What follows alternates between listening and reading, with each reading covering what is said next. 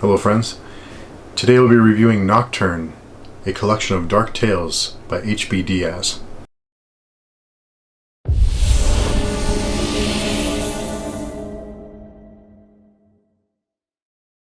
Nocturne is a collection of short stories, was written by H.B. Diaz, and was published in December of 2020.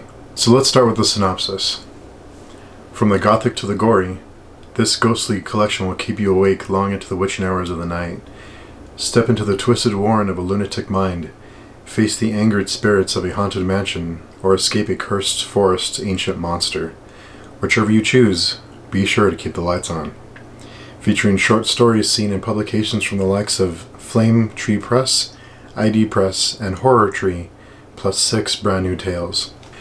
So because this is a collection of short stories, the format of this review won't be in my normal format. Usually I give you what I liked, what I didn't like, and my final rating. But because this is a collection of many stories, I'm going to give you my thoughts and my rating. For those of you who have seen my recent book haul, I had a collection of indie books that I ordered from Amazon after seeing a thread on Twitter where a bunch of authors were promoting their books, and even some readers were posting books that they enjoyed from independent authors. So I grabbed a few of them, I put them on the shelf, and I intended to get to them when I had time in between some books. Yesterday I had just finished a book, and before I got into the next book, I saw this book sitting on my shelf, and it's a thin book, it's 107 pages long, and I thought, I have the rest of the afternoon, I can finish this book tonight and start my next book tomorrow. So I picked it up, and I sat back in my chair, put my feet up, and I started reading. A few minutes later, my wife walked in the room, and she said, well, what are you reading? Did you start a new book? And I showed her the cover, and I said, yeah, I'm reading this collection of short horror stories. And she said, well, you have this big, huge smile on your face. Like, is it good? And I said, yeah, it's really good. It's funny because I was reading this book, and I have this big smile on my face, but at the same time, the hairs on my neck are standing up, and I'm sitting here, that feeling in your gut that when you read a good horror story or you watch a good horror movie, that uncomfortable feeling. So I have the uncomfortable feeling, I have the hairs on my neck standing up, and I'm sitting here smiling because I love the writing so much. Those of you who keep up with all my wrap-ups and the small chats I do about the books that I'm reading know that I've had some bad luck with horror books lately. The ones I've read just haven't done it for me, haven't given me that uncomfortable feeling. The metaphors they've used just didn't work. I've been kind of in a slog with horror books lately, and I love horror, and it's a bummer because I love horror, I love scary stories, I love horror movies, but I've just been on a slump lately. So reading this book was like a breath of fresh air. Now in the past I've heard people say, well, short stories are easy because they're shorter stories, or they don't take as much time to write, and short stories must be easy, right? No, actually short stories are really difficult to write. Years and years ago in a galaxy far, far away, I started getting into short stories, and I started really appreciating them, breaking them down. I would study them, find out, I would look into how the author wrote them, and I came to really appreciate short stories. I even made a few feeble attempts to write my own. That was a long, long time ago.